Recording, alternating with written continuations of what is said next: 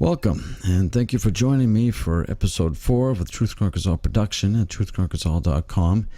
It's a beautiful hot summer night here in the Lion's Den that is Hollywood, California, September 25th, 2012. Today's topic is on Monsanto and GMOs and why it is very important that you know everything about these two in order to, if nothing else, just keep them as far away from you and the ones that you love as you possibly can. And if you have time or the desire, do your best to tell everyone else you know about it while you're at it, because the mainstream media and news outlets are not going to do this for you.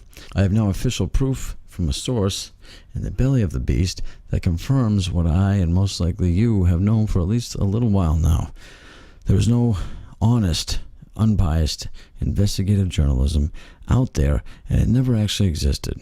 There have always been agendas, big or small, that keep the truth, the whole truth, and nothing but the truth from public knowledge. Some very crooked people have a lot invested in the lies that they either created or have decidedly benefited from, and it is the same type of people with these same types of morals that allow this corruption to be created and allow it to not only survive, but to now flourish. We must sift through the deception, get down to the facts, and spread them as clearly and concisely as possible. The best way you can figure out, and to the most people you can manage to reach. If nothing else, it's a noble journey that is good for the soul and that can reward you a certain confidence and strength and peace of mind that can only be found through knowing how the pieces fit together for the greater picture and knowing what your place is in it. Now, with that said, I would like to quickly rant about some things you will not hear about in the news anytime soon before I jump into Monsanto. This is just a few current event issues that need to be addressed and refreshed from time to time. Number 1, first quick rant is going to be on the Fed, or Federal Reserve.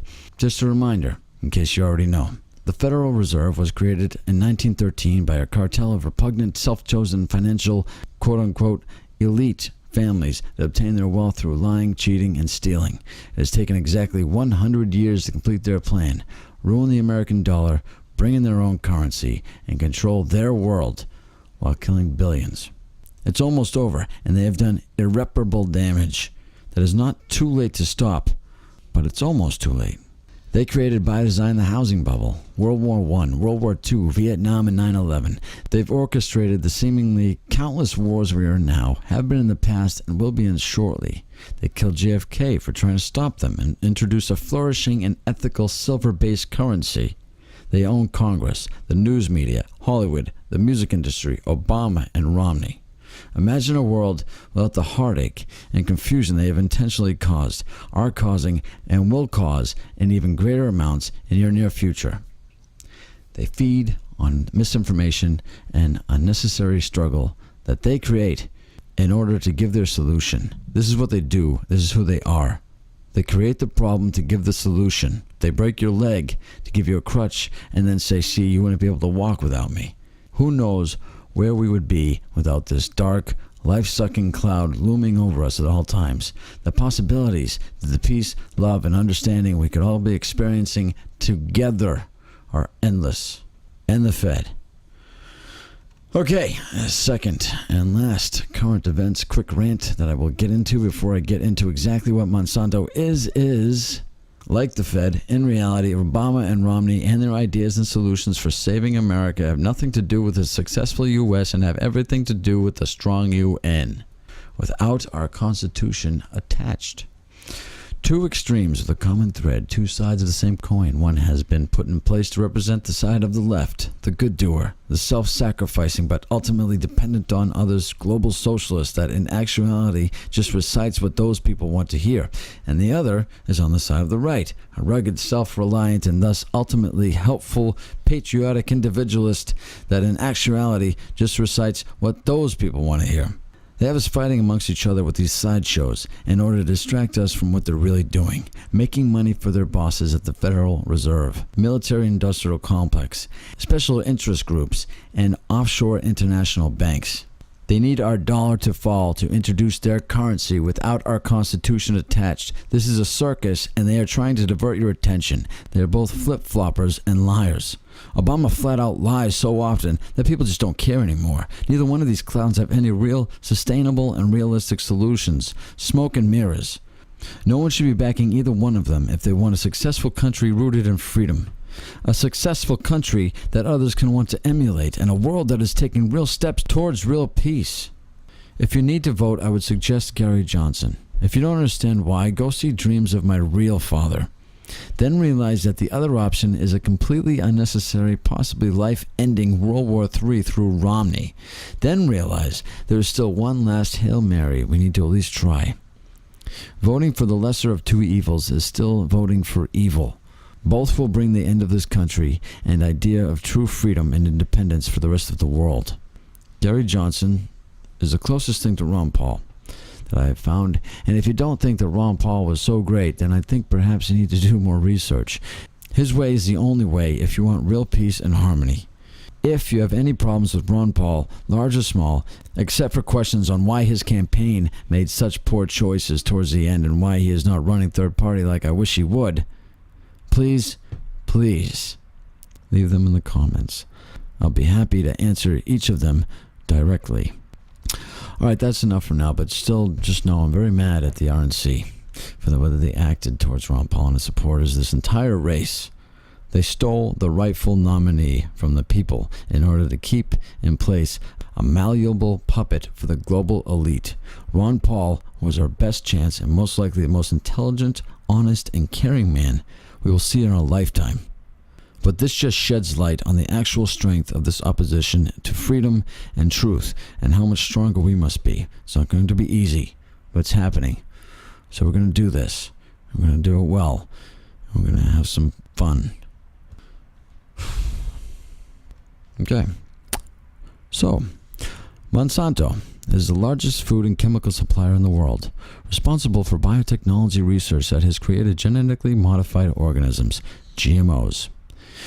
Monsanto created saccharin, aspartame, dioxin, DDT, growth hormones like RGBH, and herbicides such as Roundup and Agent Orange.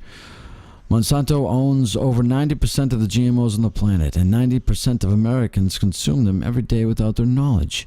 President Obama swore to label all GMO foods, stating, quote-unquote, "We'll let folks know whether their food has been genetically modified because Americans should know what they're buying." Most people indicate that if given a choice, they would not choose GM food. Labeling would most likely effectively eliminate it from the food supply. Monsanto claims that the pesticides spliced into their GM foods are, quote-unquote, naturally occurring and thus safe, not acknowledging that the pesticides are 1,000 times more potent than when found in nature.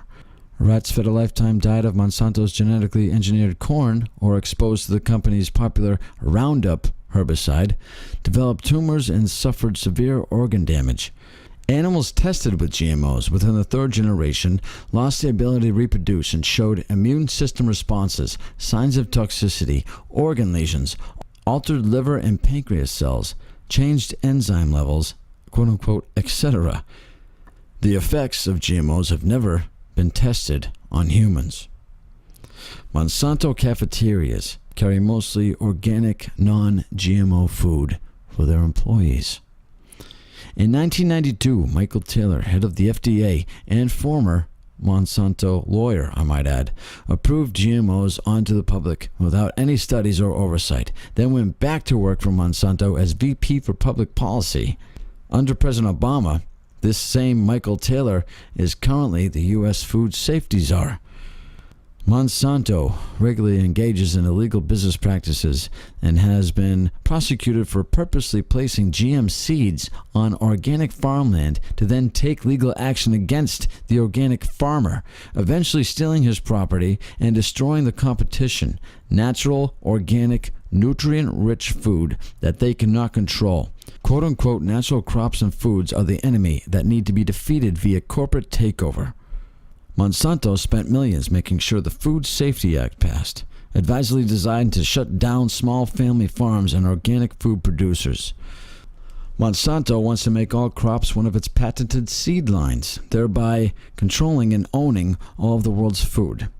Monsanto created the Terminator seed that renders seed lines sterile, necessitating the purchase of new seeds each year, giving the ability to starve whole populations and effectively controlling population or food supply with a built-in kill switch. Monsanto also stated that they want to, quote-unquote, take over the entire biosphere and patent all major forms of life.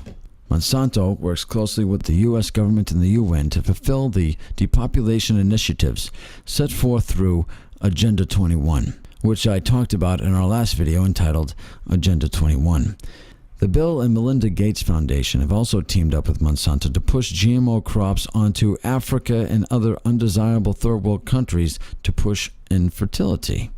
Together and with some other contributors and conspirators, they have created global, quote-unquote, doomsday seed vaults in speculation that after the earth is sufficiently contaminated with GMOs and consequently depopulated to a more controllable and decidedly docile level, natural farms will be restored for the relatively few self-chosen ones whom have allowed themselves the privilege of being survivors of GMO foods by simply not eating it themselves.